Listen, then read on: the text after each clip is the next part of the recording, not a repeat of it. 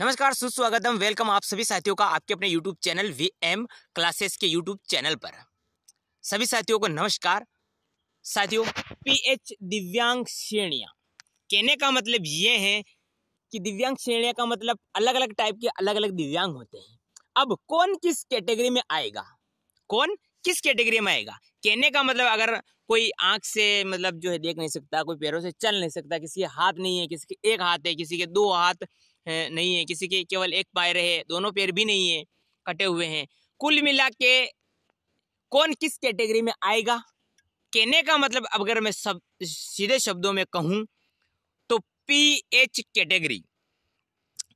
ठीक है, PH category की हम इस वीडियो में बात करने वाले हैं। अब आप जो है नहीं पूछोगे कि मैं किस कैटेगरी में आता हूँ। कई भाई पूछते हैं कि भाई मेरे ये नहीं ये प्रॉब्लम है, मेरे ये नहीं ये प्रॉब्लम है, मेरे हाथों में ये नहीं ये प्रॉब्लम है, आंखों में कम दिखाई देता है, मतलब बहुत सारे कमेंट आते हैं। तो वो पूछते हैं कि भाई मैं किस कैटेगरी में आने वाला हूँ। और खास करके वो दिव्यांगजन पूछते हैं मुझे जो किसी न किसी कंपटीशन की तैयारी करते हैं, क्योंकि कंपटीशन जो है अपने राजस्थान की अगर मैं बात करूँ खास करके, ठीक है, तो अपने कंपटीशन में जितने भी एग्जाम होते हैं, कंपटीशन के जितने भी प्रतियोगी परीक्षाएं होती है, उनमें दिव्यांग आरक्षण लागू होता है। और टोटल जो दिव्यांग आरक्षण लागू है राजस्थान के संदर्भ की बात करें, हालांकि पूरे भारत में होगा ये, तो 4% दिव्यांगों को शिथिलीकरण दिया जाता है।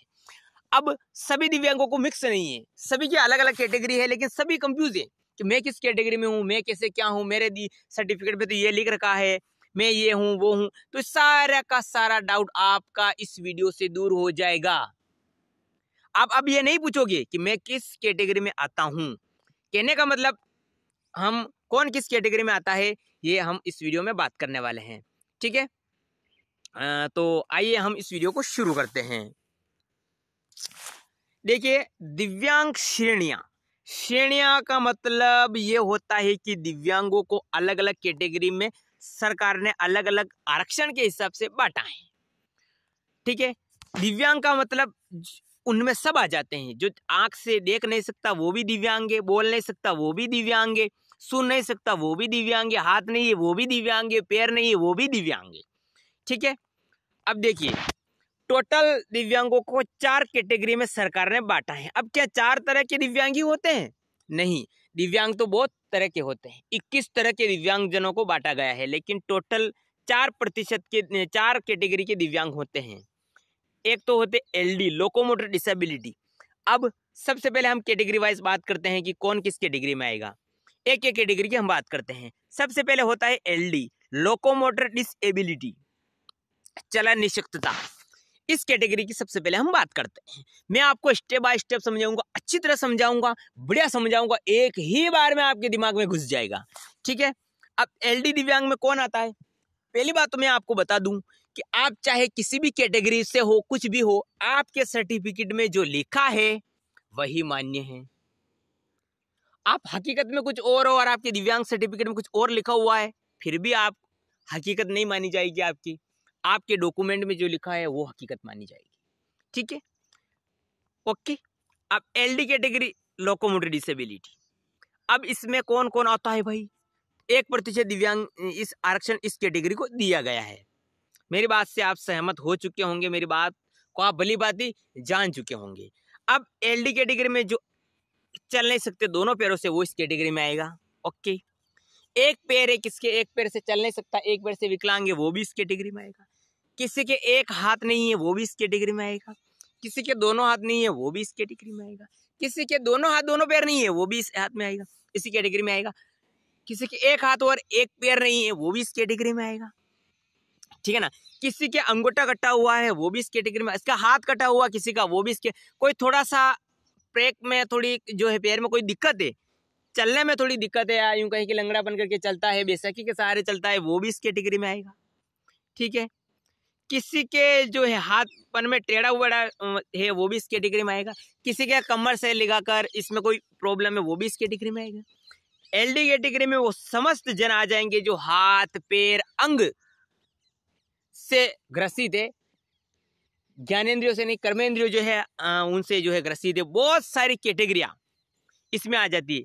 एसिड विटामिन वाले इसमें आएंगे, बहुत सारी कैटेगरियां इसी में ही आई जाती है।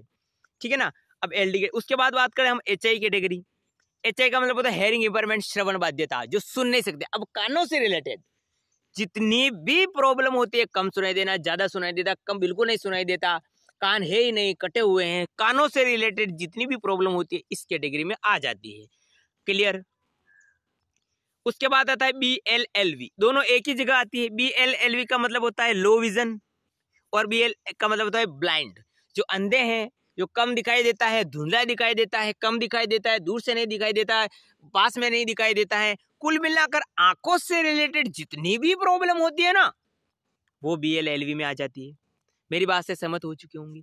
MD में कौन आता है? Multiple disability. जो पिछले 3 कैटेगरी हमने देखी, उनमें से अगर किसी में 2 है, कोई आंखों से भी है, कोई पैरों से भी है, कोई कानों से भी है, आंखों से भी है, 2 अगर मिक्स आपकी कैटेगरी हैं। अब 2 मिक्स का मतलब ये नहीं है कि दोनों हाथ नहीं है, 2 का मतलब ये नहीं है कि आपके दोनों पैर दिव्यांग है, वो मल्टीपल डिसेबिलिटी में नहीं है। 3 कैटेगरिया में से कोई भी, जैसे 3 कैटेगरिया कौन सी है वापस मैं आपको समझाता हूँ। मैंने आपको बताई दी 4 कैटेगरिया में 4 कैटेगरिया है, 3 में से अगर कोई मिक्स है तो ऑटोमेटिक चौथी बन जाती है। LD category plus HI category plus BLLV category. अगर किसी में ये 3 तरह की दिव्यांगता है ना, वो MD कैटेगरी में ऑटोमेटिक आ जाएगा। किसी के 2 भी है ना, वो MD कैटेगरी में। किसी में 2 है ना, HI प्लस LV है ना, वो भी LD में आ जाएगा। किसी LD प्लस LV है ना, वो भी MD में आ जाएगा। कहने का मतलब इन 3 कैटेगरी में अगर किसी के 2 मिक्स है, जो चल नहीं सकता, हाथ पैरों से प्रॉब्लम है, या सुनने में प्रॉब्लम है, या आंखों से प्रॉब्लम है, इन दोनों में से कोई भी मिक्स होनी चाहिए। 3 हो तो भी कोई बात नहीं, 1 नहीं होनी चाहिए। तीनों में से कोई भी 2 दिव्यांगता अगर आप में है, अब 2 का मतलब फिर बता रहा हूं मैं आपको, 2 का मतलब ये नहीं है कि आपके दोनों हाथ नहीं है, वो नहीं। इन तीनों में से अगर 2 कैटेगरी आपकी मिक्स है, वो MD कैटेगरी में आता है, मल्टीपल डिसेबिलिटी में आ जाता है। और किसी की मानसिक विषमता है, कठिनाई में अधिगम अक्षमता है, किसी को कम सिखाई देता है, किसी का दिमाग कमजोर है, कोई मेंटल से डिस्टर्ब है, वो भी MD कैटेगरी में आ जाता है।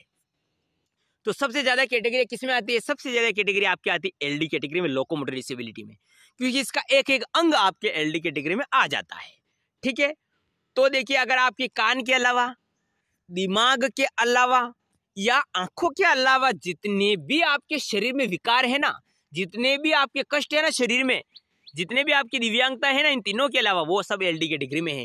तो क्या सबसे ज्यादा दिव्यांग की उपश्रेणियां, दिव्यांग की जितनी भी उपश्रेणियां है, वो LD में इंक्लूड है? बिल्कुल इंक्लूड है।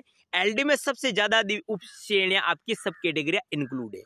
इसमें कई सारी दिव्यांगता जो है वो आ जाती है। मेरी बात से आप सहमत हो चुके होंगे। ठीक है। तो अब आपको ये नहीं पूछना है कि मैं किस कैटेगरी में आता हूँ, एसिड विटामिन जितने भी है ये आ जाती है। और वैसे भी अलग अलग, वैसे बहुत कम कैटेगरी, अलग अलग RS SB RPS सबकी अलग अलग कैटेगरी की अलग अलग दिव्यांगों को अलग अलग, लेकिन इजीली मैंने जो बताया वही रहता है। फिर भी आपको कभी भी एग्जाम देने से पहले, जैसे आप RS SB का दे रहे हो, RPSC का दे रहे हो, RBSC का दे रहे हो, DSSB का दे रहे हो, रेलवे कोई भी ग्रुप दे रहे हो आप, तो उसको पहले आपको नोटिफिकेशन में दिव्यांगता का शिथिलीकरण दिया हुआ था, उसको आपको पढ़ देना चाहिए दिशा निर्देश को। ठीक है। तो इस वीडियो में इतना ही। और भी कुछ हो तो मैं आपको अलग वीडियो के माध्यम से कुछ भी बना दूंगा। आपके कोई भी क्वेरी है, प्रश्न है, शंका है, डाउट है, तो आप जो है अपने कमेंट बॉक्स में जरूर लिखिए। ठीक है। ओके।